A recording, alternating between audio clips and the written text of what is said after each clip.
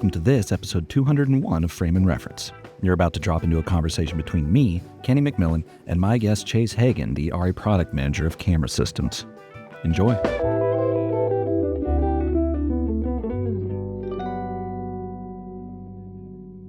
Yeah, I've done the same setup for 5 years. This is literally the first time I've ever not been recording in my office. So nice. Yeah, nice. We should. I don't want to touch him. I will say that this is what I learned on. Fantastic. The 16 there, and this one is flawless. Like, it looks absolutely really pristine. It's so clean. This is a very popular camera, and we have one I think in our office, and obviously they have them in a little museum when you walk into Munich as well. They've got a nice little museum in the headquarters, as we call it, the ARRI these days. So, it's fun to see the whole evolution from the turret system to a modern camera, and the turrets do have their advantages. Before zoom lenses, you don't have to worry about changing lenses. Back when lenses were that small and tiny, it was easy to run around with them, a bunch of primes on the front of your camera kind of thing. Well, and so the reason that I'm here at the ASC club, technically, like I said, in the ARRI Education Center at the ASC, right? Because I was filming a thing for Adam Savage's channel, Tested. Okay, I think I know it. So my friend Joey was hosting this episode, I guess, and Steve Gaynor, the curator of the ASC Museum, took us around all of the cameras from like literally the very first Lumiere all the way up till the more modern, everything from ARRI, Panavision, Bell and Howell, all of them. So in a weird way, I was accidentally preparing for this interview. Yeah, exactly. In a way, it was like a pre-history tour, basically. Yeah, exactly. Yeah. It's totally prep. Yeah. I think that was an ST, technically, the one behind you. I forget if it's an S or an ST, but there's a slight difference between the two, but it's in the family of the S. Yeah. So when did you join the company? So I joined ARRI on August 1st, 2016. So it's been a little over, it's basically coming up on 9 years this year on August 1st. So a little while. I did do work with them as a freelance consultant. So I shot some of the early ARRI PCA videos, which were like the map box, the tilting filter, all that kind of stuff, the eyepiece leveling bracket. They're still on the ARRI channel all these years later, but that was kind of one of my gigs when I got out of film school. Yeah. Gotcha. And so you studied cinematography then? Yeah. I studied cinematography. I went to Art Center College of Design in Pasadena. So that was a fun experience. I did 4 years of that for my BFA, and we had tracks in the school that were for directing, editing, and cinematography for the undergrads. At least we had those specific tracks. So I did cinematography track pretty much from right on, because usually by the end of the first year, you had to declare your track, and then you would do the next 3 years with more specific classes. You could take other classes. I took a lot of classes with the advertising kids, which was super fun back then. But yeah, cinematography was my focus. I thought at first I could do some directing, but talking with actors is really tricky when your direction is stand here, you're right here in the light, don't move, don't do, you end up just basically telling them what looks great, not how they should be feeling and acting. So that's not very fair sometimes. Well, and I feel like every film student doesn't know any of the jobs that there are on a film set, so they just show up and they're like, I guess I want to direct, I want to make the movie. Yeah, I want to be in charge. Exactly. Surely I want to be in charge of everything. And then it's like, there's a lot to be in charge of, right? Actress appreciates some time. You need to give your time to makeup. It's all dividing your time and attention across all the departments. It's a lot, for sure. Yeah.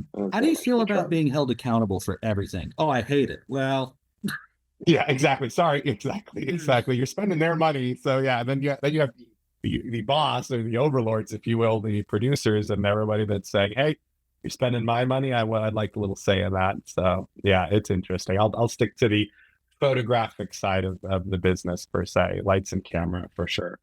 Yeah. So you said you went straight from college to working at ARRI?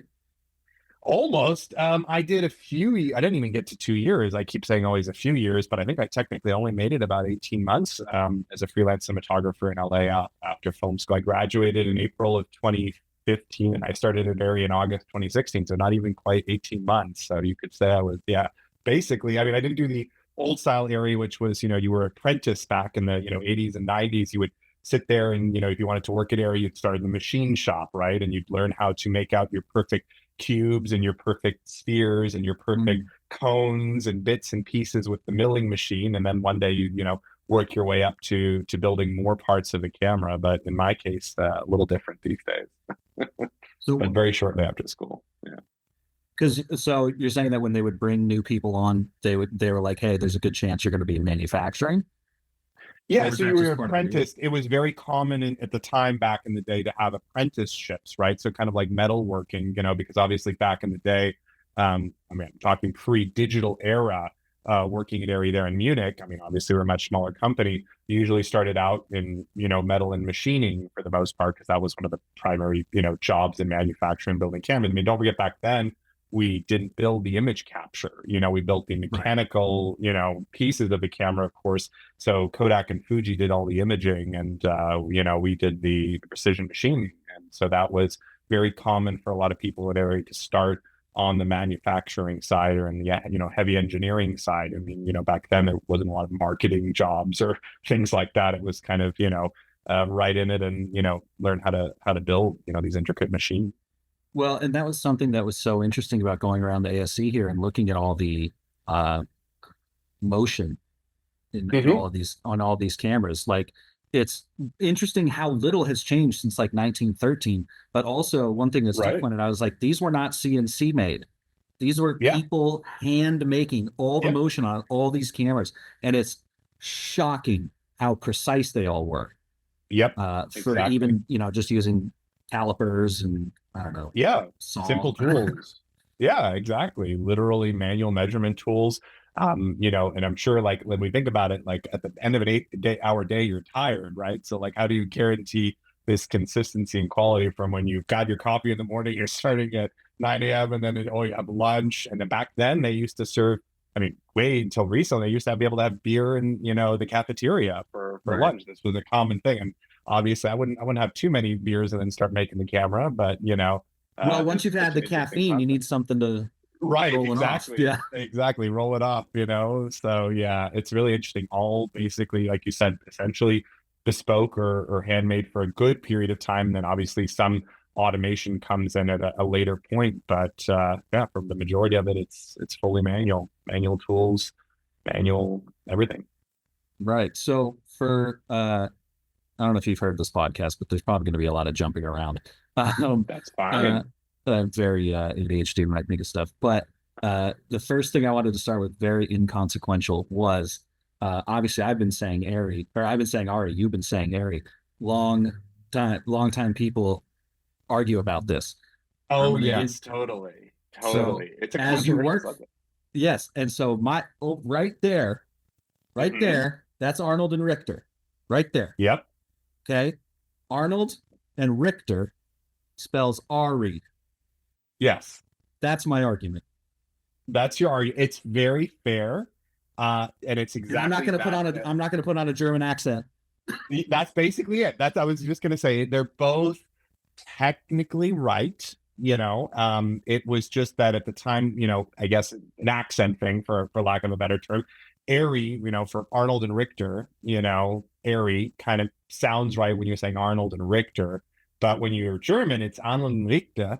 Excuse the poor but somewhat okay German accent at this point, given the time I spent here. Arnold and Richter, ARRI, that's the way to say it, with the German accent. So both are absolutely correct. They're just, two different ways of saying the same thing. I've had camera assistants my first month at ARRI when I was in the office.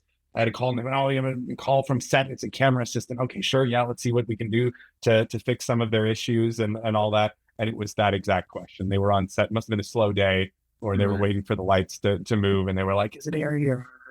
Kind of thing. So I said, okay, all right, let me settle this. And I repeated this exact story. And yes, they were, I don't know who won the bet at the end, but they were satisfied. But I've even gotten phone calls. So yeah, it's not an uncommon question. Well, the thing that I kind of wanted to touch on with you mostly was, Sure. like I said, been going through looking at the history of cinema cameras, and I've said for the longest time that cinema is a relatively young art form. Like whenever people Yeah. talk about like how it should be done, I'm like, guys, this isn't painting. Like there's and Oh even if you yeah. look at painting, it's all that's all uh, you know, um, trial and error, and then Yeah. eventually it becomes uh, A period, right? yeah. Entire the era. But we haven't had enough time, I feel like, in film for there to be eras. But the one major delineating thing, besides he was showing us the where you had to look in the tube and then move the entire camera to one side so you could actually Yes. record, Yes. that Yes. era. That switch over. Um, Yeah. yeah, obviously hand cranked to motors, but the big one, obviously, the delineation being film to digital. And Yes. that is so much more recent that I feel like I'm 35. I watched it happen, and in a Hmm. weird way, I feel, as I write for Pro Video Coalition. This podcast is educational adjacent. Like I do feel kind of a steward of that history to remind people who are always like, "Oh, I need to buy the newest thing." I'm like, guys, it's like anything after 2012 almost. You're gravy. Hmm. But talk to me about the start of the ARRI digital platform, because it the D21 was We had the a first one. D20 before it, but D20. yes, D21 was the upgraded version, and a lot of it comes from this understanding that the reason that cinematographers chose film wasn't because it was necessarily easy, especially at that time. Obviously, there was many video cameras. The F900 had been out and shot Star Wars, so there was this whole push to move to digital. It's so much easier. It's a lot less trouble. It's, in some ways cheaper, faster, more efficient. But one thing that ever was really talked about during that transition was the quality, right? Did it deliver the same quality as the film stocks at the time, which obviously film had an evolution too. If you look at film stocks from the 80s to the 90s to the 2000s, there's an evolution in low light performance, there's an evolution in color rendition, and that's why certain movies of certain eras look a certain way. So, one thing that when we talk, because we're a cinematographer's best friend in a way, our way that we make our company, we don't make video. At the time, especially, we didn't make video cameras or video products in that same way. So our first, instinct was to talk to our customers, which are cinematographers, and we said, well, what do you think about this digital revolution, this video revolution? And there was obviously some that were more willing to adopt those changes and live with some of the compromise. And many said, look, the quality is not there. I don't feel like it's the full paintbrush, right? I can't paint with it like I can with a film negative. There's advantages and disadvantages to any format, but I don't feel like it fully fulfills my needs as an image maker. And so when we started, with our first digital products, they were the ARRI laser and the ARRI scanner. So for those of you who don't know, the laser is essentially a laser system of archiving a digital image. Let's say, could be a digital camera image or just a edited final piece, and archiving it via RGB lasers back to a film negative, essentially to store it so that it could last the next 100 years. Because film is designed to, withstand with proper, I guess you could say, temperature Once the conditions and nitrites are out of humidity. there. Exactly. Right. Yeah. Right. First one's not so good, but yeah, by the last 50 years, they were pretty stable. Exactly. So that was the laser. Then the scanner, obviously, the inversion of that. So basically, we have a scanner that basically takes a film negative, and then you basically are, playing it back or rolling it through two winders, and then you're capturing an image. And the difference between, if you're wondering what the ARRI scan did and what a film scanner is versus a telecine machine is, but before that, they had line scanners, kind of like your scanner at home, where you scan a document and it goes line by line by line, very, very slowly.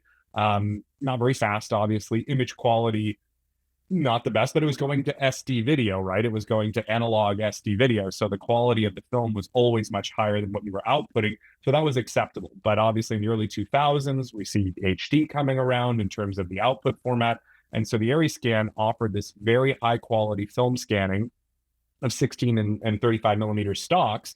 And it had a calibrated light source so that you could have even illumination. The optics were very good. The colorimetry was good. And so that was the first digital product, the ARRI scan, obviously way before my times. And that's how we learned to make digital images, right? Because we scanned all these different kinds of film stocks and we started to learn, oh, this is what a Fuji, stock looks like. This is what an old Fuji stock looks like. This is what a new Kodak stock looks like. This is what a black and white Agfa stock looks like. So you're starting to build this kind of knowledge and repertoire and library of something that really was normally outside our purview, right? We were just building the camera and somebody else made the machine and it scanned it line by line and it ended up wherever it was going to end up, and so that was a very interesting transition. And so that all happened.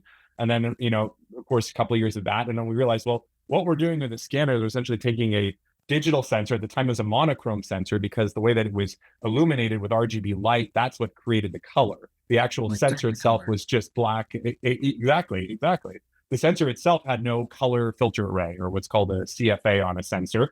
But it was a very good, sensor essentially. And I said, wow, it's got a lot of dynamic range. It's capturing these images. So let's, evolve it. So when it comes out of the scanner, that's when we have to start worrying about, okay, we're going to put, color on it, like a Bayer pattern sensor, CFA, color filter array. We'll start capturing images with it. And that's what became the D20.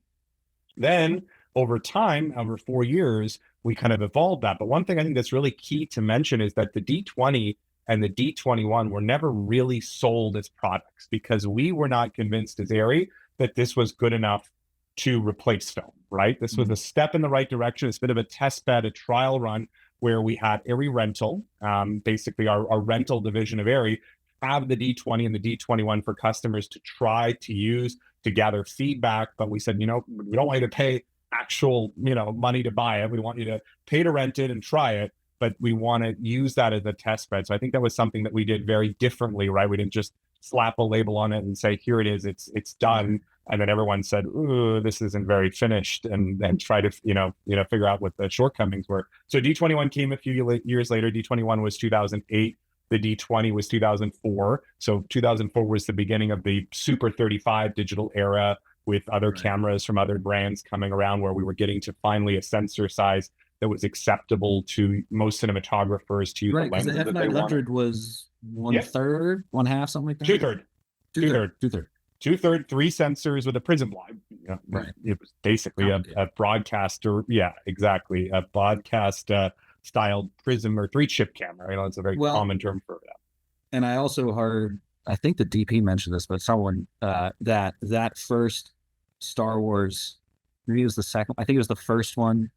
Mm-hmm. Either way, whichever one they used the F900 on first, which I think might have been 2, it was so loud. They had it umbilical to like an entire server rack, and the fans were so loud that the entire movie's ADR.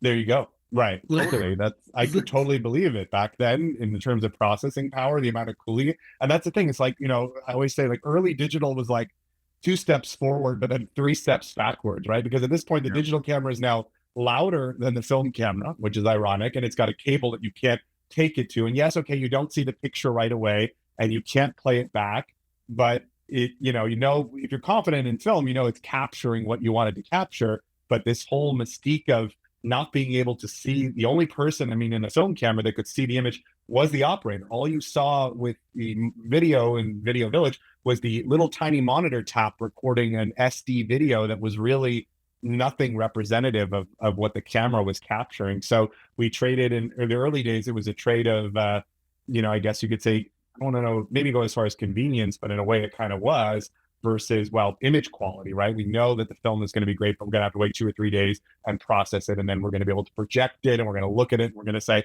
oh, that's what we shot yesterday, kind of thing, or 2 or 3 days later. Yeah. Yeah. Well, and the other thing that I think in that kind of Wild West era, let's call it 2000 to 2008, because when was the red one? 2009? 2000, I think 2008 was the first year. They announced it in 2007, but I don't think it shipped till 2008. And then they quickly upgraded it in 2009 with the next generation sensor. I think that was that first year of the sensor, and then they had a second sensor by 2009. Yeah. Right. And they've got one here. I used it in college, but there's like number 2, I think, is over here. There you go. Yeah. London. But the camera's called London. But I remember using that thing. You had to go we were so fast. Oh my God, 4K. Oh, it's Super 35. Oh, it's small. Now it's pretty big, but at the time it was small. Right. And then it's like you had to have a dedicated PA to go get a bag of frozen peas every 5 minutes to go lay on top of the damn thing. But sure, even prior to that, I remember when the Alexa came out in 2012, 2010. 2010. I remember all these DPs switching over. And one of the biggest things they had mentioned was that it reminded them of film, not visually, but just the put a lens on it, push go. Because all these other cameras were computers. Yeah. Which we're still Different dealing approach. with. Like a lot of different camera manufacturers have made it almost too complicated. Whereas like the Alexa is still like more or less lens, battery, record. Yeah. Which I And think that's, I think, yeah, exactly. A lot of people appreciate it even to this day. Absolutely. And do copy, we see this, we call it our six, zone home screen all of a sudden ends up on every other camera. And it's like, oh, I recognize the 6 buttons in a jog wheel. They're quite old. But that also came from understanding the customer. I think that was one thing that we were able to fall back on with our legacy is we knew our customer very well, and they were film camera customers. And if you looked at a film camera, got very few buttons, no menus, none of this kind of stuff. And the idea was to try to keep it just as simple as possible so that those people felt comfortable adopting a new tool, right? It's like, how do you convince an artist, whether it's music or painting, to use a new tool that's outside their comfort zone? You don't say, oh, well, you'll have to relearn everything and then it'll be better. It's like, no, I'm not in that mode most of the time, or I really have to be, we all know on set, there is no, time to just kind of learn most of the time. It's really, you got to make your days. You've got big actors or actresses, especially, who time is precious. And so the idea was to really keep it simple. I mean, the Alexa menu, the classic, didn't scroll past the first screen. It was literally the main home screen on the and then you went in the menu. There was no other options you could scroll down to the options, but there was no more underneath that. That's how simple the camera was. And the idea was to keep it very, very simple, use easy to read text. My favorite thing actually on that topic was, I'll do some of these demos for like, film camps where it's like 4th grade to 8th grade, and they'll go, oh my God, and Alexa, this is so, crazy and intimidating. And I'll go, do you know how to use your iPhone? Oh, yeah. I said, this is going to be just as easy. Once you understand the concept, this is going to be just as easy, because what you see is what you get. That's kind of a term that you see here a lot in graphic design or GUI design. What you see is what you get. There's no buried sub menus. There's no, I got to push this to get to that. There's no pictograms, right? My favorite thing on other cameras is trying to guess, okay, well, what does that word mean? Or what does that pictogram mean? Is that the one I think it is? Is it under this other setting? I'm just using very simple wording, right? Like recording is recording, monitoring is monitoring. It's no like fancy, terminology that doesn't relate to what it actually is. My favorite is Sony's Paint. Like, what do we broadcast? Like, come on. Yeah, Paint, exactly. And you have to know your customer. And I guess to them, they know their broadcast customer very well. So they're, well, we must copy this, kind of thing, or keep it consistent. So I think it's really, we had the advantage of understanding it and not rushing into it. I mean, so D20, 2004, D21, 2008, D21 is getting better. Most of the improvements in the D21 were minor, though. They were image science related. Like for the D20 and the D21, to see the menu, you had to hook up a second monitor. There was no display on the camera.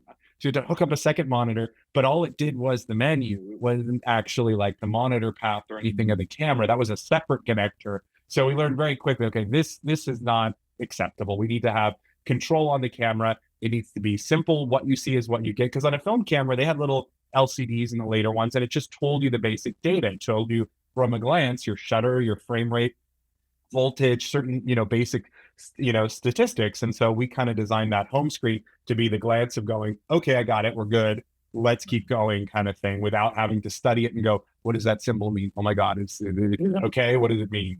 So I think there was really an amazing team, there was, and I don't think there really was an amazing team that put the Alexa together in terms of the way that they thought of the customer and the way that they really understood what they could do to push the boundaries without making it hard to use.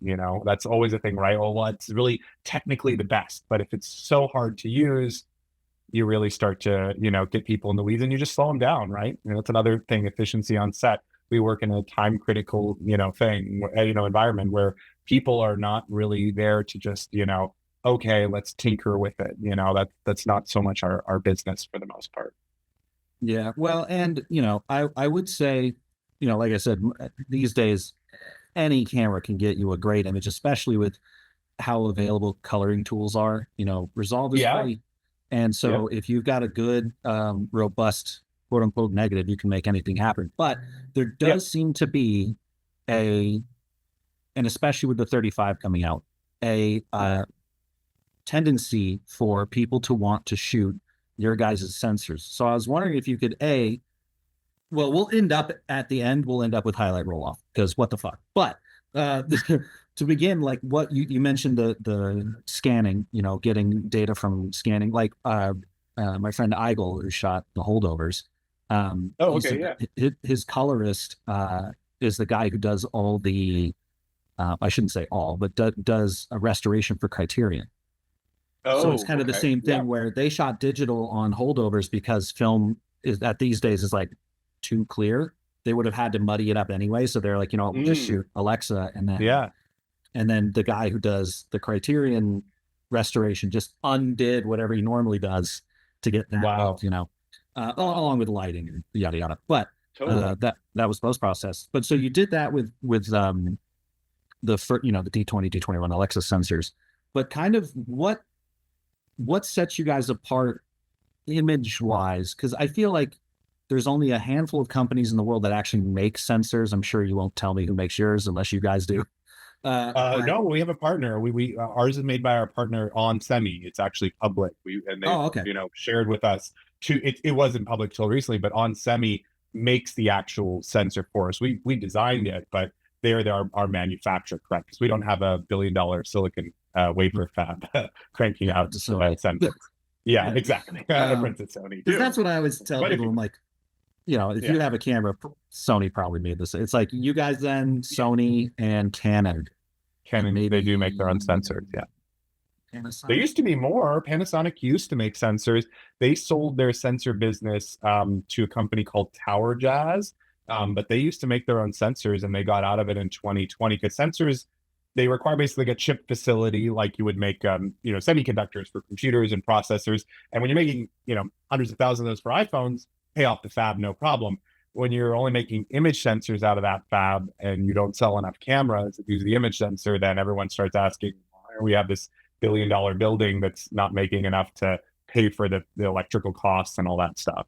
Well, that's why I was telling everyone who'd listen, like, hey, Nikon buying red is the best thing for both companies right now because it's going to position Nikon in a better position, but also they can put those chips on the same order that they're putting all their regular chips on and actually scale out, because, maybe that is, well, first, let's start with the sensor technology itself. Yeah, yeah, yeah. So And you guys yeah. were looking at film. Did you model the sensor? Because I guess the A11 III hasn't changed. So have you?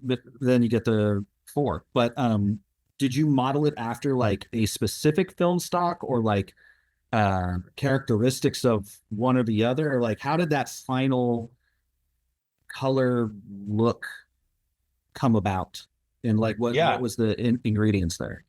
So there's like two steps to the process essentially. The first step was designing a sensor that could capture a dynamic range similar to film. So sensors, generally digital sensors, especially back in the day, were good at low light, or better than film, I should say, in low light. They had more latitude and the ability to push into the low light, but they all had very poor highlight rendition. And so when we talked to any cinematographer, they said until you can get those highlights right or as close to right as possible, I will always shoot film because you have more dynamic range in the highlights. And even when you do clip it, you have a much gracefuler, kind of roll off. But again, it was, we're talking, 7+ stops of highlight latitude, more actually in film. So we were looking at trying to hit, okay, how can we get to 7 at least, stops of highlight latitude? And there's no sensor really that doesn't use the architecture that we do that can get more than a real 6 stops of overexposure. And I mean real, I mean go test it and see if you can hit more than 6 stops before you have full clipping. And that the reason why we can go over 6 stops of highlight and obviously also deep into the shadows is we do something called a dual gain readout, or we call it dual gain architecture. So what we designed is that every photo site on the sensor, that's basically what the pixel is when it's on the sensor, it's called a photo site. Every photo site on the sensor has a simultaneous same time, readout in high gain and in low gain. So it's like two pipes coming out of the photo site, and the high gain is for low and low light performance and shadows because it's higher gain, and then the low gain is to hold all that information up into the highlights. And so by reading out every photo site at the same time at high and low, you're able to widen that dynamic range by quite a lot. Not quite double, but it's a lot. And then you get to pick where you want to kind of mold those two gains together. That's the hard part, right? When you're building a dual gain sensor, you have to understand where the middle is going to fall and how you're going to merge them. So essentially what we're doing on our sensor is we're reading every photo site at the same time, because we often get that question. This one always comes up. They go, well, why can't ARRI make a dual native ISO sensor? We hear this a lot. And we go, we've been doing dual gain since 2010. It is, but we're not using it for two different values one at a time. We're actually taking it, and we have the horsepower at the back end to read them both out at the same time and then merge them into one image. Our competitors are saying, here's one for low light, here's one for highlight, and you need to use these two. Otherwise, anything in between is a little bit muddy. Whereas what we're doing essentially is we're saying, read out every photo site to get to that 14 and a half stops. And that was our goal, right? When Alexa LF3, first camera to have it was the Alexa Classic, had that 14 and a half stops of dynamic range. We showed the content, right? We showed the pictures. It wasn't the specs. It wasn't the Ks. It wasn't that. We shot this beautiful piece of a classic violinist, backlight, beautiful lighting, kind of thing, high contrast. And every cinematographer in the theater at the moment said, wow, that's it. That looks like film. And that's where we knew we got it right. Now, that's just, of course, the dynamic range. Now comes the color. Okay, so how did we get the color? Well, I want to pause you just for a moment, because it's something that I think I remember vividly before cinema cameras were made more affordable. That was the thing that everyone was tied to, was dynamic range. We had the DVX 100, XL2, whatever. I got an AF 100 at one point, which was the GH2. Yeah, depends on. Yeah, that was 24p was a big first one, right? Got to get the frame rate right. No one had 24p, so that was a big deal. And then recording to a normal media like SD, that was the next one. And then it was, everyone just immediately turned to, well, can I see anything now? Like, why do I have to light everything so aggressively to put in the 3 stops? Yep, exactly. So that makes sense that you would tackle that first. So then the color, you're getting all this information from scanners and stuff. Go ahead. Yeah, exactly. So how do we do the color? Because that's obviously dynamic range is more contrast, right, than color. And so the next step was, so what's interesting is we have Dr. Harold Brundle, who's our head of image science. He's been around since a long time, even before the Alexa, of course, and he helped build the original ARRI color science. It was his project at ARRI, and he actually studied to be a biologist and human vision related to that. So he's, as you can tell, very good at maths and biology and image parameters. And so to answer your question, we didn't, specifically model it after a Kodak or a Fuji stock. What Harold did is he looked at what, we could do with the camera hardware at the time, because there's certain limitations with that, but also what the displays were looking at the time, what kind of display. So digital cinema was relatively new. We didn't have any OLEDs back then. We didn't have HDR displays back then, right? So we needed to make sure that it looked good, even in the Rec 709 standard dynamic range display. And so he built essentially the image science of what we now call Log C3 and ARRI wide gamut 3, or the original Log C and the original ARRI wide gamut, now that we have the 4s for both of those. And he built it from the ground up with his team, based on the knowledge and the images from the scanner, right? So I'm sure he looked at aspects of, I like a little bit of this from the Fuji stock. I like a little bit of this from the Kodak stock, or I think this one has the best skin tones. Let's go for the skin tones here. And so skin tones are obviously the reference point. That's where, Harold, my favorite thing that Harold did, which no one else does, is he always does stuff related to what he calls memory color. So like our competitors, they'll often take a technical chart and they'll put the technical chart and go, oh, look, it hits all the points on the vector scope. Do you think any regular person knows what the colors are supposed to be on a technical chart? No. But think about a red Coke can. Everyone in the world knows what a red Coke can should look like. So if you can get the memory colors right, like your blue Clorox in the United States, or your orange Fanta, cans that are popular in Europe, and your yellow lemon drops, and my favorite one, the Sun Girl raisin, the red raisin box, kind of thing. Yeah, like those are all memory colors. So if you want to be accurate with your color, but really accuracy is only with memory colors. You don't need to be perfectly accurate with everything because film isn't perfectly accurate with everything. But skin tones and memory colors, those are where it's really at, right? You know, those are things that you can immediately say, that's not the right color. That's not the right color. So you'd be a good person to ask this to, semi facetiously, because I know the answer. But a lot of times people will say, "Oh, oh, for instance, I think Panasonic now has log C3, right? One of their cameras. Yeah. Yeah, yeah, they buy a And license. maybe, Yeah. maybe that's a different example, but a lot of people will maybe go, "Oh, I'm starting out as a DP. I like coloring. I use a color space transform. I put my footage into log C3 and I put the K1S1 LUT on it. Now my shit looks like ARRI. Yeah. Why is that not the case?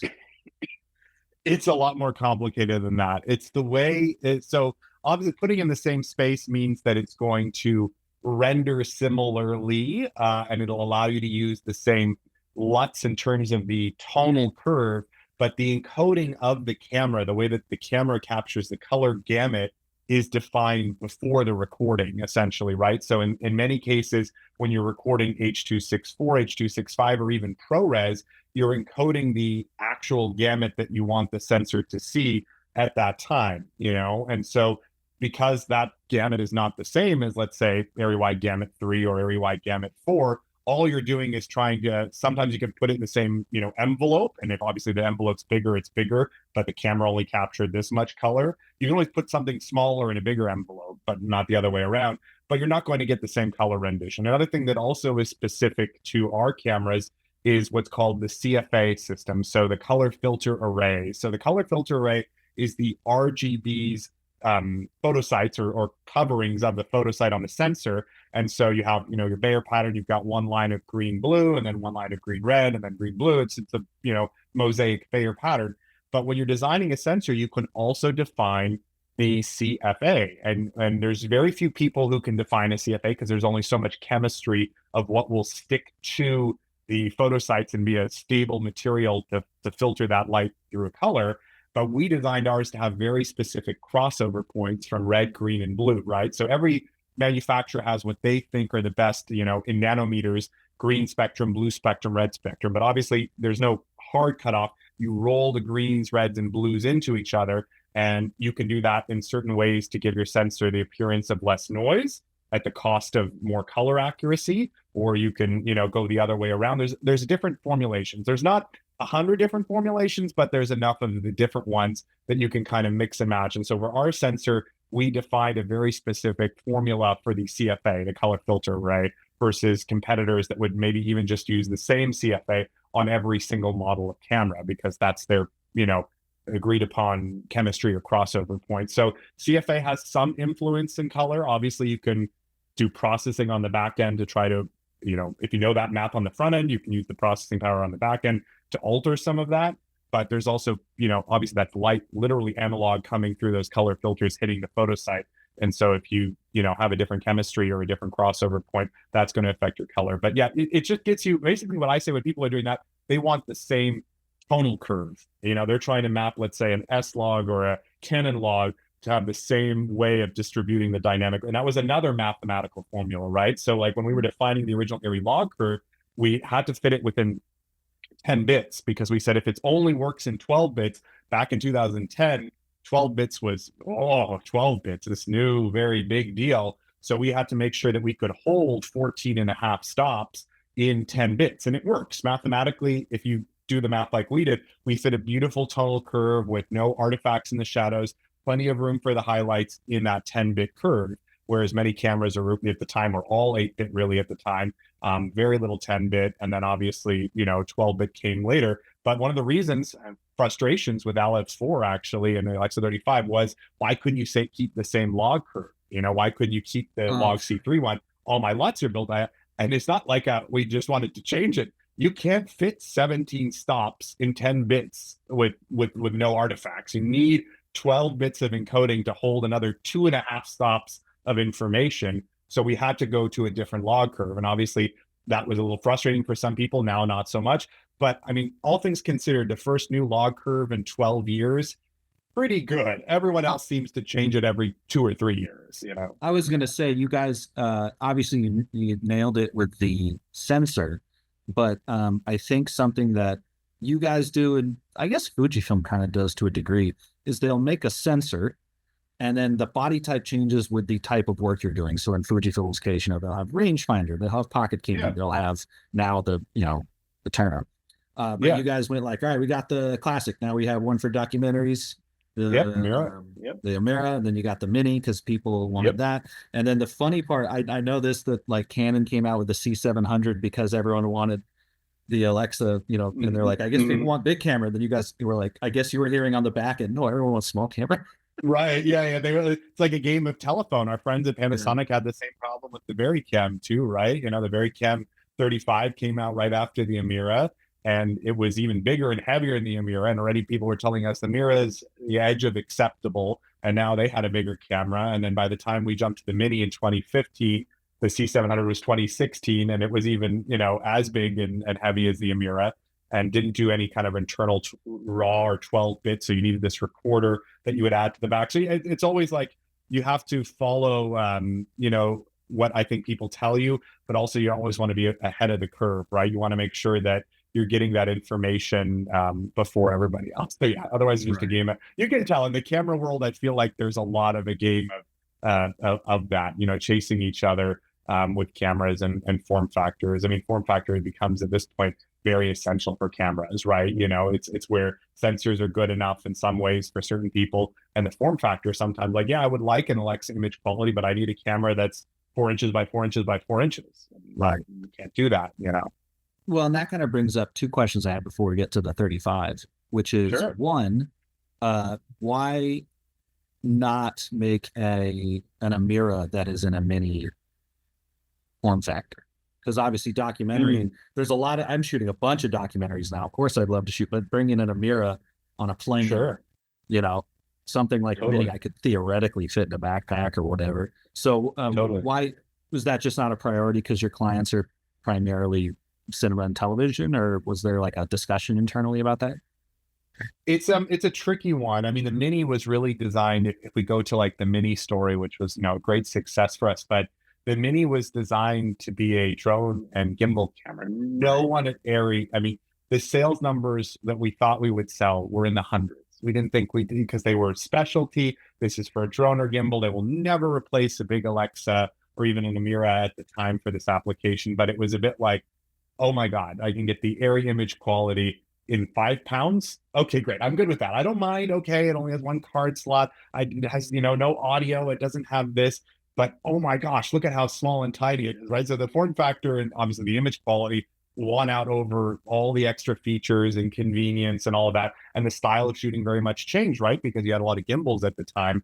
But there's also limits to how, you know, small you can make a camera. Like I get this question all the time. Why can't you make a smaller camera? Well, one thing that we do that no one else does, to our knowledge, is that we have a Peltier cooling system behind the sensor. So when we were designing the Alexa at the time, one thing that we found was that digital sensors are actually not very temperature stable, not like film, right? So we actually looked at it and we said, this is interesting. Film, you can shoot at 113 degrees and you can shoot in, you know, freezing temperatures, and it pretty much looks the same. As long as you take care of the film, there's no image changes based on temperature at all. But on a digital sensor back then, again, 2009, 2010, all our competitors had untemperature stabilized sensors. And so when we were designing our sensor and looking at, you know, the Alexa35 for the Alexa, we said, well, the image sensor has the best performance at this temperature. Every sensor, by the way, it's like a computer chip. It has best performance at this temperature. If it gets too hot, it doesn't work so well. And if it gets too cold, it doesn't work so well. So what we decided to do is we built a liquid Peltier cooling system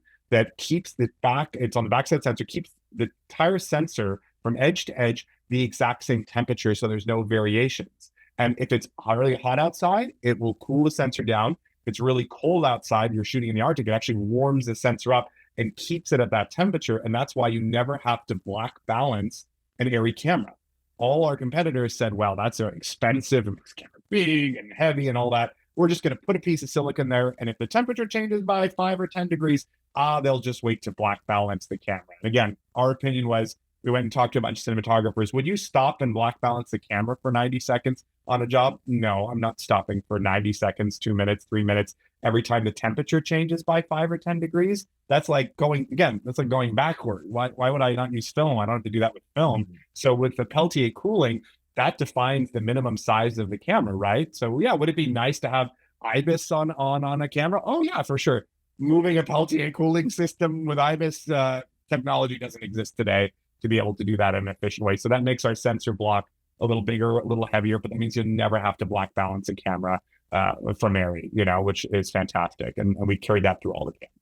Yeah. Well, and I think that kind of half answers the second part of my question, which was going to be why not build your version of a Komodo or a C70 or something to that effect that is more affordable for the average shooter.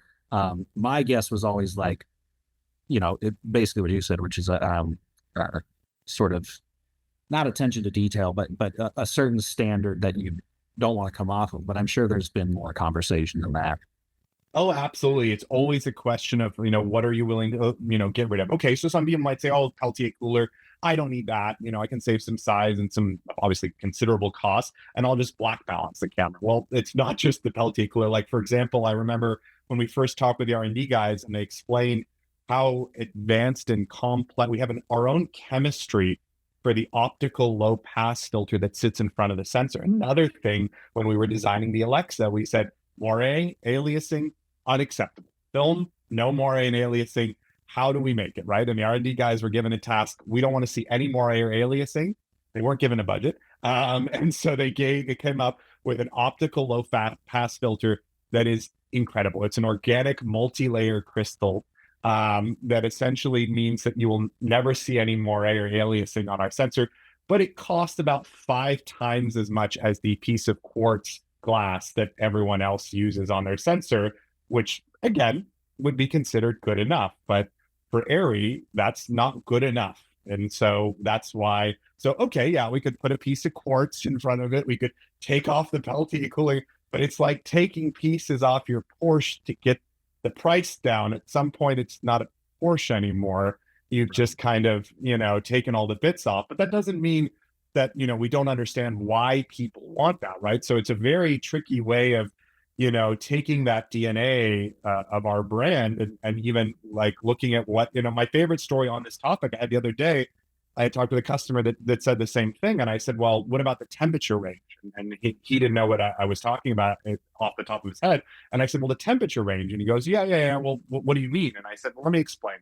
When you're building a camera, you can pick from 2 different books, as our German colleagues sometimes call it. There's the book where you can get all the parts that are military industrial grade, right? And those parts can work from -4 degrees Fahrenheit. They're guaranteed to work, I should say, from -4 Fahrenheit all the way up to 113 degrees Fahrenheit. All the parts in that book, your screws, your brackets, your connectors, your pieces to make a camera, right?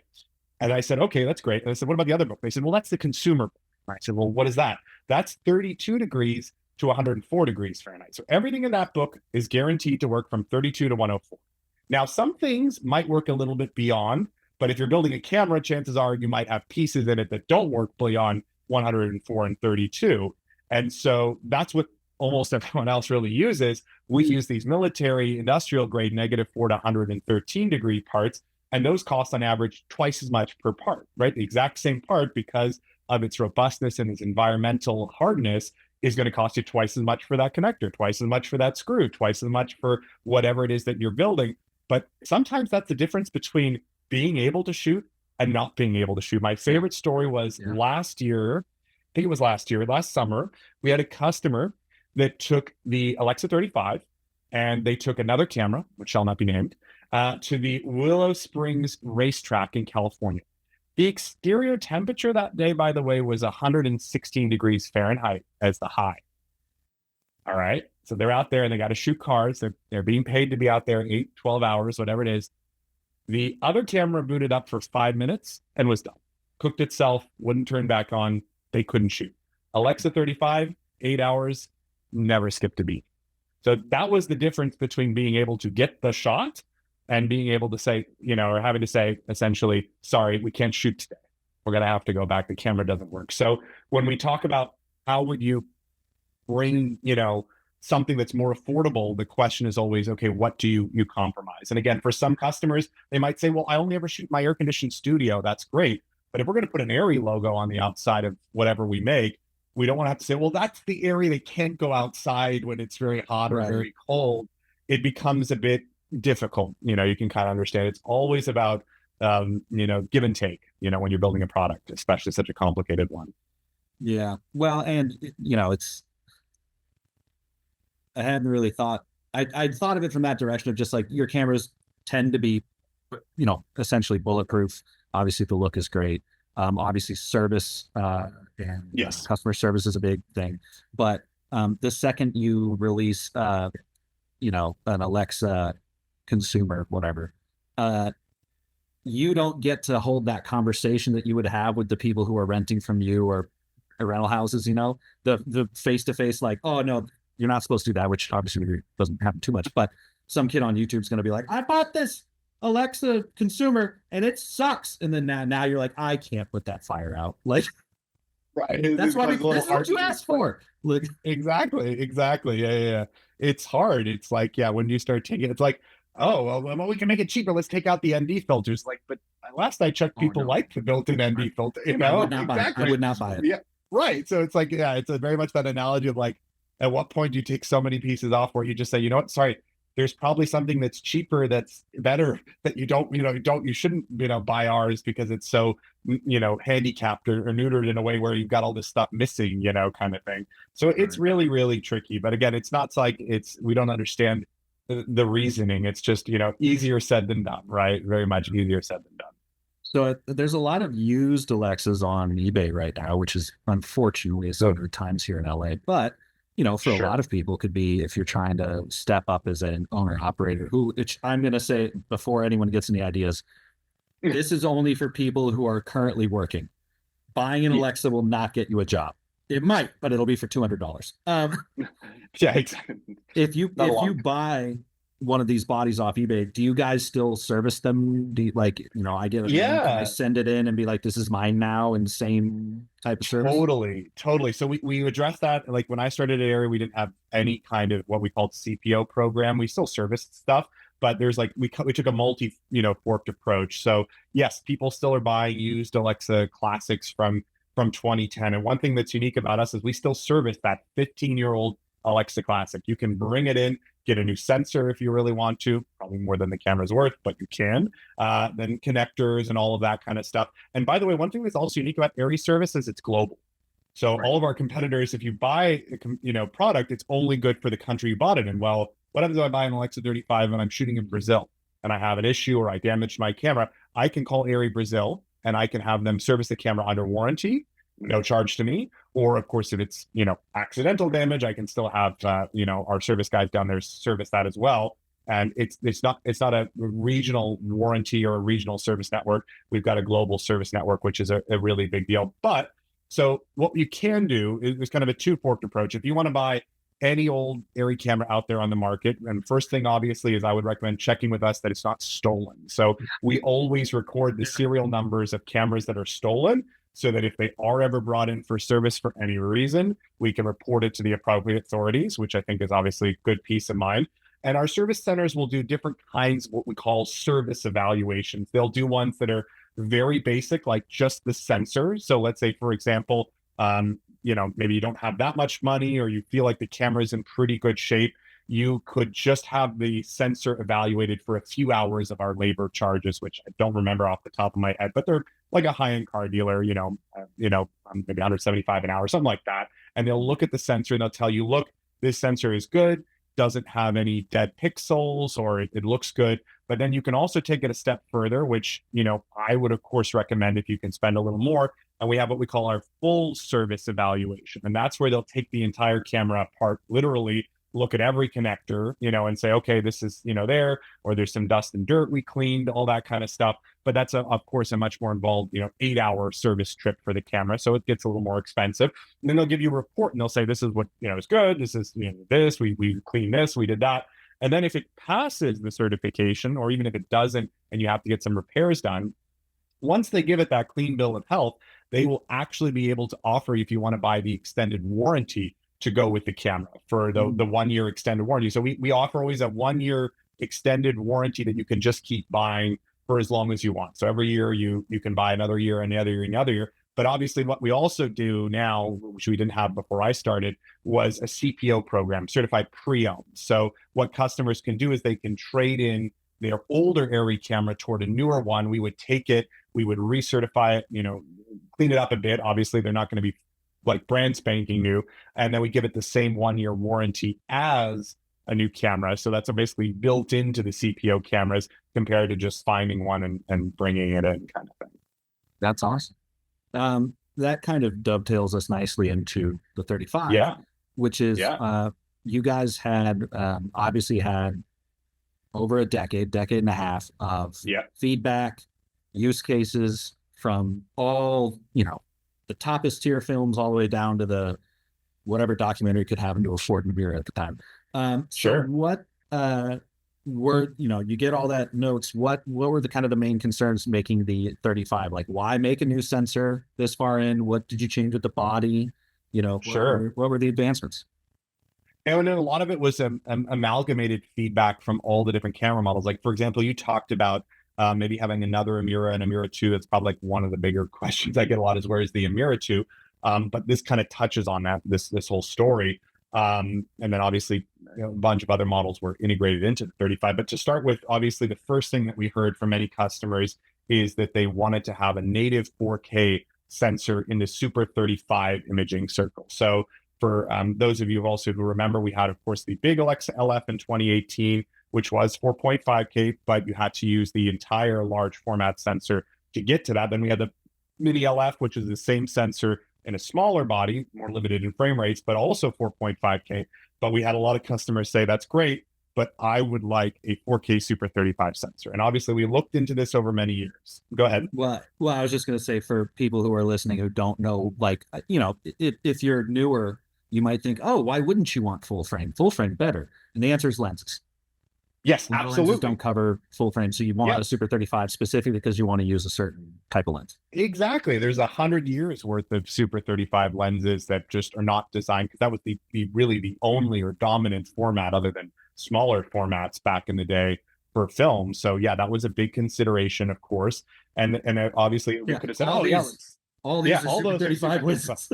Yeah. You've watched Blade Runner, right? That looks pretty good. Or Apocalypse Now, that also looks pretty good. Those are all captured in Super 35 format. That's just the industry standard for many, many years. I mean, they played around with larger formats, but on film, that gets bigger, heavier, and more expensive a lot faster than it does on digital. So the LF, and 16. I pointed at a bunch of 16s and said 35. That's wrong. Anyway, sorry.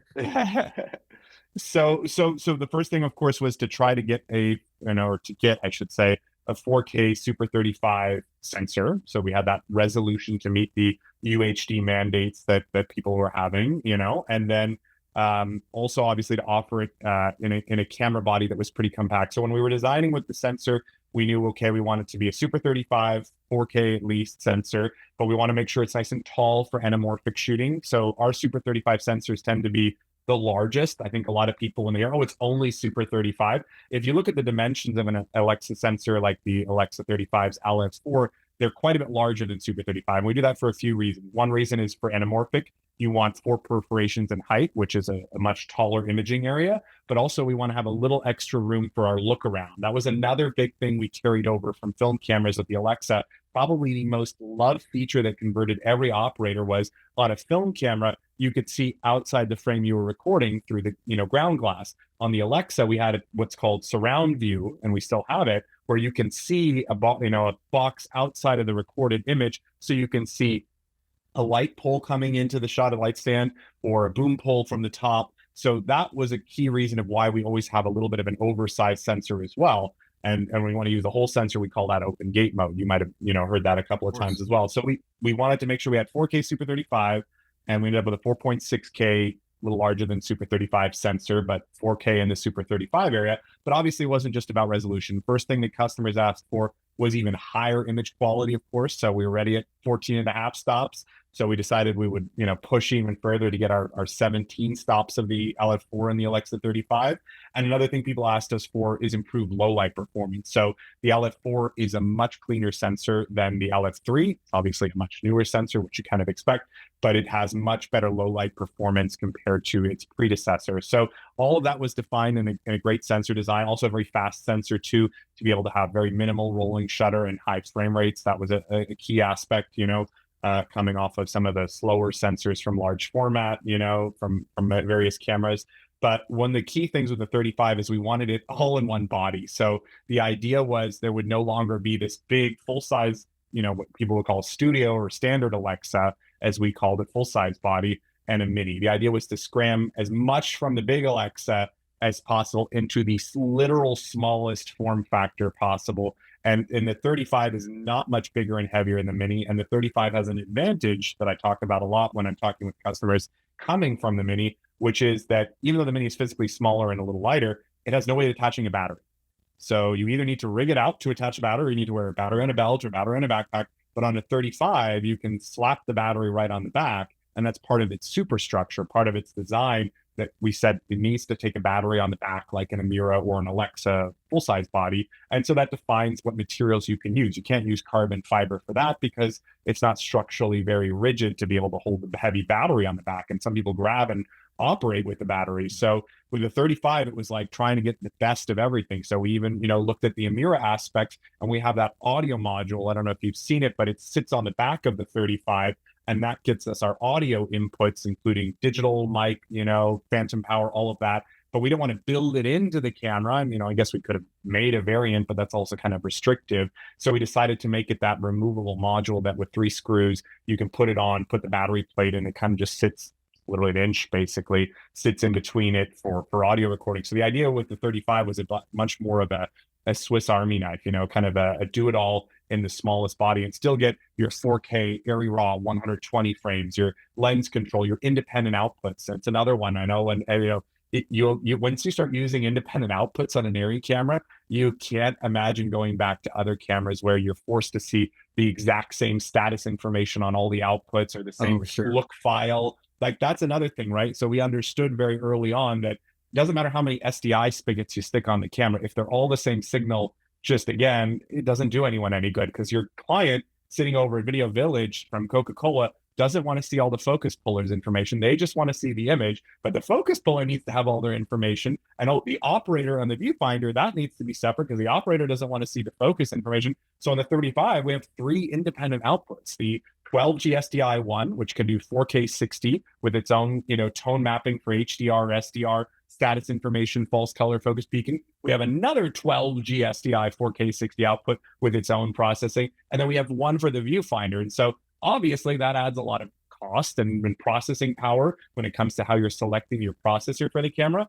But we wouldn't have it any other way, because that's what on a big set people expect. They don't expect to have to take one output path and everybody gets everything. So it's when you start stepping up, when you realize, okay, this is designed make everybody on set happy and efficient. It's not, oh, sorry, I have to apologize. I know you don't want to see that and you don't want to see this. You want to give everyone the best chance and the best tool set. And I think that's what we're always pushing for in our products, is not just literal pure specs on how many connectors does it have, but what does it really do for your on-set experience? And that's something that, some cameras have limitations. One of my favorite ones was, there's a relatively recent camera that when it's outputting UHD, it can only output log.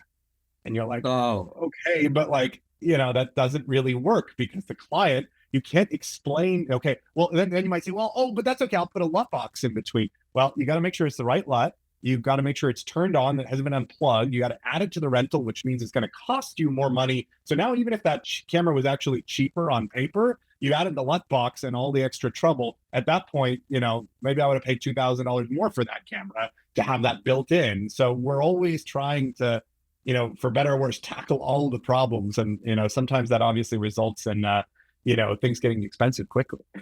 Yeah. But there's a reason. For sure. I mean, you guys, I know I'm keeping you over a little, so I'll let you go here. No, you're good. You're good.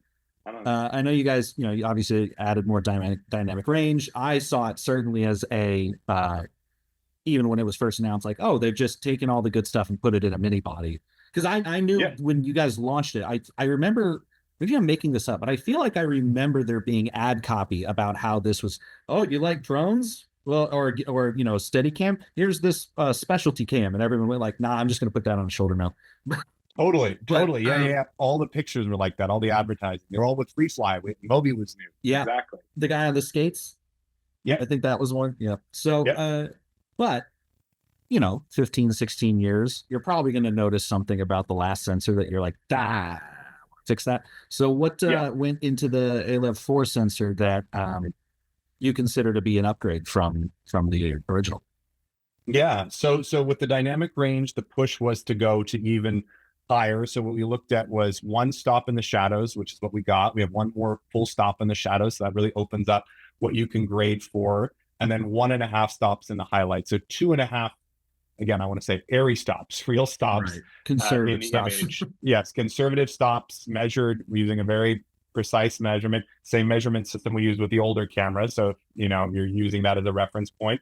And the big reason we wanted to go to 17 stops and push the envelope is that we're always making cameras that are future proof, right? So in the when the Alexa came out, my favorite, you know, thing to think about was in 2010, you couldn't see 14.5 stops on any display. There was no display that existed in 2010 that should show 14. Even a theater display was, you know, maybe 11 stops of dynamic range, yet the camera captured 14.5. We didn't have OLEDs, we didn't have HDR MacBooks or iPads or even, you know, HDR iPhones these days. So you had to always compress it down. And so that gave you a lot of room to play with in terms of dynamic range where you wanted to allocate it. But now we have these really nice LG OLED TVs, Samsung QLED TVs, MacBook Pros, iPad Pros, and those all have pretty good contrast ratios and brightness. And so you're getting 2 million to 1 contrast, 1300 nits brightness, 1600 nits brightness. Now you have displays that can show theoretically about 14.5 stops of dynamic range. So now all those images are still future proof. What I love is being able to say you can take your log C footage that you shot in ProRes 44444 2K from your classic and throw the ARRI HDR LUT on it. It's ready to go and it looks great. But now the displays are catching up, right? So what are the displays going to be like in 2030? And, you know, 5 years from now, they might be hitting 16, 16.5. Who knows how many stops of dynamic range? So we always want to create a camera sensor that will be future proof. It's not like, oh, here's a new sensor every 2 years because we didn't get that one quite right. And this one's better at this or this one's better at that. So the idea was with the 35 that we really were shooting for that 17 stops that we got, which is, again, a big improvement in 2.5 overall stops with it. And then low light performance. The older sensor architecture, obviously coming from 2010, had nice big pixels. And big pixels are generally, or big photo sites, I should say, technically speaking, the photo sites on the sensor, bigger ones allow light swinging out left field to get you. Yeah, right. Exactly. Yeah, they're pixels when they're debayered, but they're photo sites when they're on the sensor. So with the photo sites being bigger, that was a big advantage back in the day for the Alexa. That's why we also picked those bigger photo sites, is we felt it was more important at the time to have a clean 800 true native base than a very noisy base ISO, but more resolution. So those bigger pixels defined how many we could fit in a Super 35 sensor. And that's why we could only do 3.4K with the older LF sensor, is because we were prioritizing quality of pixels over quantity. With LF4, obviously, we need that 4K. So we had to shrink the photo sites down to get to that density, right? It's very simple math. How many can you fit in that area of the sensor? But even though they're smaller photo sites, they're actually better at gathering light. They're more efficient because the area of circuitry that captures light is bigger in the photo site. Because when you're building a photo site, there's other pieces of it. And so basically it has a better, fill capacity there for light gathering. So it actually means that not only is they're better, they're quite a bit better as well, despite being smaller. And then we can even do really fancy stuff too. I don't know if anyone has played with what we call the ES mode in the Alexa35, but it's called enhanced sensitivity. And that's kind of not necessarily just the sensor. It is the sensor, but it's not. Also the processing backend. But what it is we had a lot of people say, oh, we want the dual native ISO, right? Well, we can't do that. It's, fundamentally different than how we're reading the sensor. But how can we give you better low light performance? And the engineering guys, really smart, they said, well, we could use what we call black frame subtraction. Well, it's black frame subtraction. And I said, this is a method where, okay, let's say, for example, you're shooting 24 frames per second, right? 1/40th of a second, the sensor is on. capturing an image at 180-degree shutter, 140th of a second, and then the sensor turns off or blanks to give the appearance of essentially a mechanical shutter moving over and the film being advanced. Otherwise, So it'd be all now smeary. exactly. So 140th of a second on, 140th of a second off, 140th second on. So the engineers are like, well, maybe what we'll do is we'll take the black frames between exposure that have only noise, right? They're just black frames. So the only thing present in the image is the noise. It's like a map of the noise. And then in the next actual recorded image that is captured of what you want, we use the map to subtract the noise from the next image. And we can only do that because our sensor is so fast.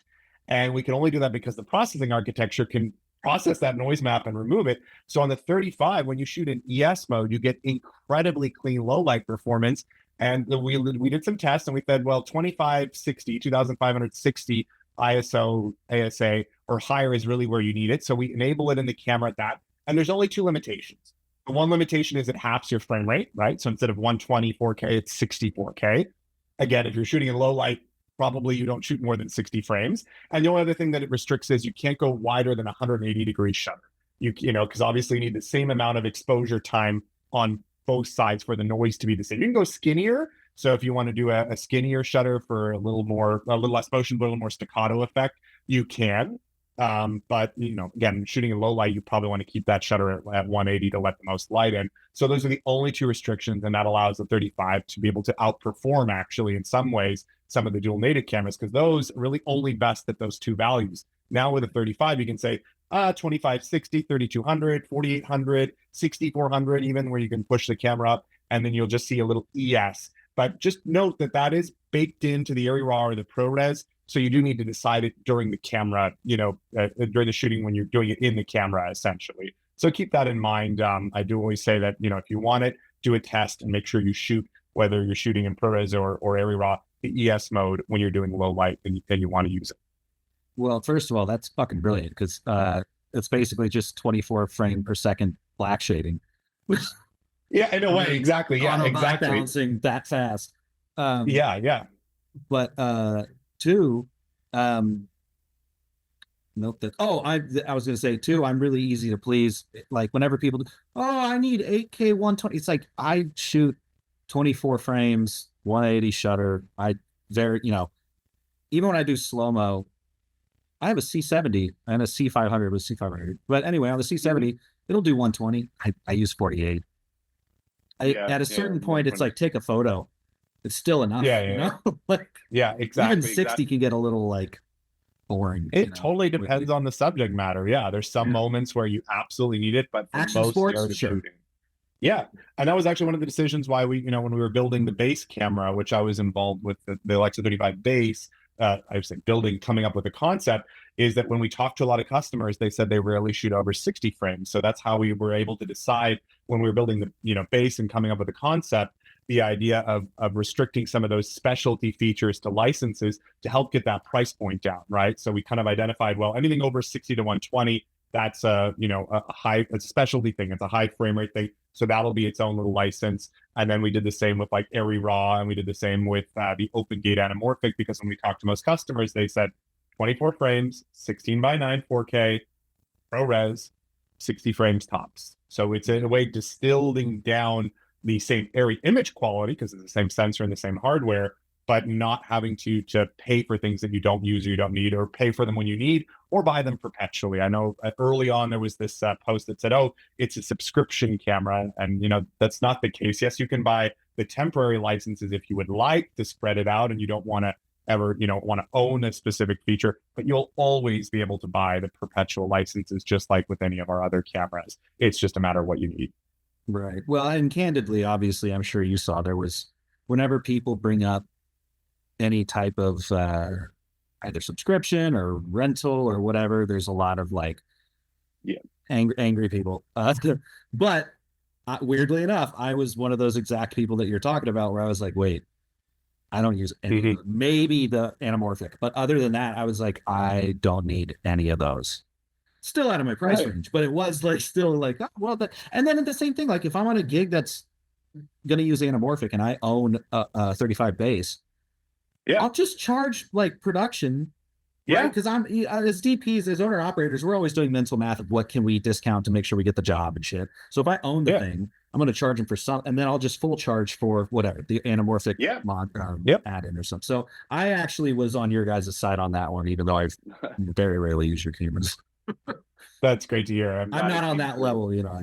Stock your Yeah. Yeah. Well, and that's another thing too. I think that we really worked hard on was trying to make sure that the 35 base was configured in such a way that was more friendly to even documentary shooters with the accessory sets and trying not to put everything in the kit. Sometimes I think our, previous inclination is, oh, the rental house, they need every bracket and every piece. And it was like, let's make these base sets as lean as possible and keep that price down, just what you need. And so I think it was a step in the right direction. In my mind, it's a spiritual Amira 2 successor, right? I'll say it very candidly. There's no Amira 2 waiting in the wings. It's not like, oh, I have one right here. I'm going to pull it out and here it is what you're waiting. Because again, we kind of see the 35. I mean, the biggest request when I did my research for the base is when we talked to Amira 2, I said, what do you mean by Amira 2? And they said, well, it should be lighter and smaller. And I said, well, oh, how much lighter and smaller? And they said, I don't know, 20, 25%. Well, it turns out with the audio module, the 35 is 20% lighter and about 20% shorter than an Amira. But the auto module can be removed when you don't need it. So actually, in a way, you actually have kind of an even smaller camera when you don't need it. So we are, and of course, there's specifics. They have long time Amira owners that are sports guys, especially that love the user switches and the user buttons. And we just don't have room for that on the 35 because it's a smaller button. I am one of those people. I love customizable buttons.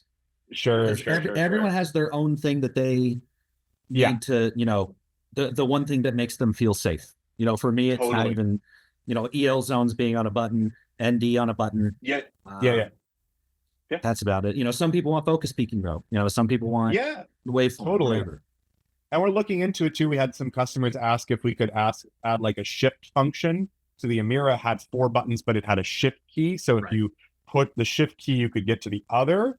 So we don't have a shift key dedicated on the 35, but maybe there was a way we could do that. And another idea could be that maybe we do a long press so that every user button, the 6 of them, there's the 6 short press functions and maybe 6 long press buttons functions as well. So there's always things we can do. Obviously with the 35, the real estate was the issue. We didn't have so much room for the, as we did with the Amira.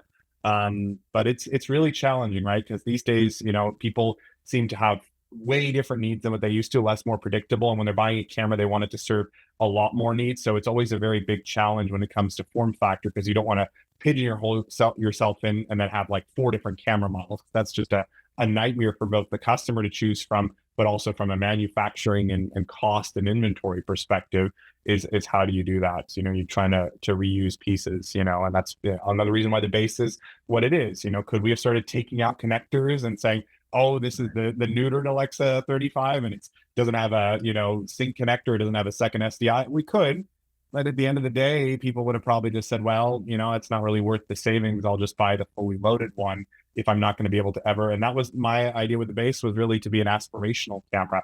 So that, yes, you could walk out for $57,000 with 3 drives, which is still a lot of money, but you could start shooting at $57,000. And at the end of the day, you would actually not pay if you bought all the licenses or just the big premium license. You wouldn't pay any more had you bought the Alexa35 premium right out of the box to start. And some people will buy the premium right out of the box to start. Right. And so I think we completely glossed over this. The base model is your baby. It's I was one of the primary product managers. Yes, exactly. Yeah. So I think it's honestly a smarter. When you guys are selling, I probably should have looked this up. Do you have I assume you have to have payment plans for these things? Oh yeah. So we have financing. So in the US, ARRI sells through several dealers, and then we also do sell direct, of course, which we've done for many, many years. And through the dealers, they might have different financing, but they usually also offer our financing. We have a financing partner here in the US called Quail Capital. They're based in California, and they will basically, all you need to do is get a quote from us, get a quote from the dealer for whatever package you want. And I think they'll do up to 5 years of financing, so 60 months. And I think it's entirely based, obviously, on your credit. How many months? Do you want to put a down payment? You want to put like 10 grand down? So yeah, these days a lot of financing options. The rates aren't as good as they used to be, but they're competitive still. You're not going to spend any more than you would with the equivalent auto loan or something like that. Sure. They kind of just are what they are. Yeah, absolutely. So yeah, we do obviously there's basically a financing program. Yeah. Cool. Is there anything I didn't touch on that you were stoked to talk about? I think we could do No, a you separate covered podcast most on of it. 265, but Yeah, you could absolutely. No, I think that was it. That was a great structure. I was glad we seemed to flow and fill it up all the time, which is always good. But no, I don't think there's anything else for this one, unless you think there's any like other questions about why or what. I think we covered a lot. We really did. yeah, I mean, this could be. So in 5 years, I've never really had very much feedback on this podcast. Okay. But obviously, a lot of the time, it's just hearing from DPs talk about their work, and there's not really, what we're. Hey, can you get him back and ask? So maybe this would be the first one that we can just be like, hey, if you have any questions, we could do a follow up in like 6 months or whatever, and just get absolutely. questions. That would be fun to see what everyone asks. Yeah, absolutely. Let's totally plan for that. Absolutely. Yeah, 6 months will be interesting too, because that'll be people might even have a chance to use a camera on a job and then have come back with a question rather than, just a question just in the top of their head. So yeah, let's plan to do that. That sounds like fun. I'd love to see what the questions are. And then next week I talked to my old colleague from Pro Video, Art Adams. Yes, Art's going to talk to you about lenses, the thing that happens before the camera. We talked about, if you will, the back half, but the lenses are just as important. And I'm sure Art will talk about HDR as well, because I don't think that's a common, one of my things I always have to remember is that you can't get HDR from the camera if your lenses can't do HDR. And Art will talk about that, because if you've got a very milky, low contrast, low sharpness, low resolution lens, sensor is going to see what it sees, right? So you got to be careful what you're putting on the end of that. Obviously, there's reasons to use specific lenses, period pieces, all that kind of stuff. But if you want your stuff to look good in 20, 30 years, I mean, think about how lens stuff looks with the funky iris starbursts from the 80s, the broadcast cameras where you're just like, kind of thing. And that's burned into the image. Yes. Steve here at the ASC was showing us the very first anamorphic adapter. Oh, wow. That just slapped French on the front. Yes, right. Yes. And I fucking held the thing, put it in front of the FX6, and it's just milk. And then he went and grabbed about 30 years later. So this would have been maybe like 1920, something like that, 1940. Okay. Yeah, 40s, exactly. Cinemascope. It was a Cinemascope. That same thing though, it just turrets onto the front, and it was like exactly like you're saying. It was like going from SD to HD. Yeah, exactly. Oh my gosh. Yeah, exactly. Yeah, it's a big consideration. Lenses. It's again, I think maybe I like the word, but ARRI, we like to use the word future proof, right? We don't make tools that aren't future proof, and the lenses is another big part of that need to be future proof. I mean, people are still using, ARRI's Eye Super Speeds from the 80s, and those were very good lenses at the time. Look at them today, we say, oh well, they're not as good. But even, Master Primes that Roger Deakins is a big fan of, those were released in 2005. We didn't even have we barely had the D20 in 2005. And those lenses were the best that you could make optically, right? With lenses, it's always that thing of, they're going to last for 20, 30, 40 years out of a camera. You want to try to make them the best they can be to fit onto the next generation of camera formats. You don't want to start with a very poor lens. I'll keep this for 30 years. It's, kind of counterintuitive. And it's something that I've mentioned a lot, which is the reason that lenses from the past are still so relevant is because for the longest time, film wasn't that resolute, and especially digital sensors were not. So you wanted sharper and sharper, higher resolution lenses. And then the second you guys came around and Red and maybe Panasonic, and then Sony obviously later, now you can see everything. So people are like, whoa, cut that down. So people want detuned lenses now, which is, but it is exactly the point in which digital became a thing, that the need for sharpness in lenses started cratering. 100%. We never heard that Master Primes were too sharp in film, because film was such a low resolution medium. You wanted that contrast and sharpness to be recorded, to punch through that analog film medium. But the minute even Alexa, which is 2.8K, or let alone a 6K camera, you start putting master primes and you go, oh my God, I can see their pores. I can see this. And you go, it didn't look like that in film. Well, it's a different medium. The lenses, master primes were built in 2005. They were designed for film. They were not designed for a digital sensor in terms of their MTF and their sharpness curves. So they can be a little unforgiving and people want to put filtration or something. So yeah, absolutely. It'll be a fun one with art.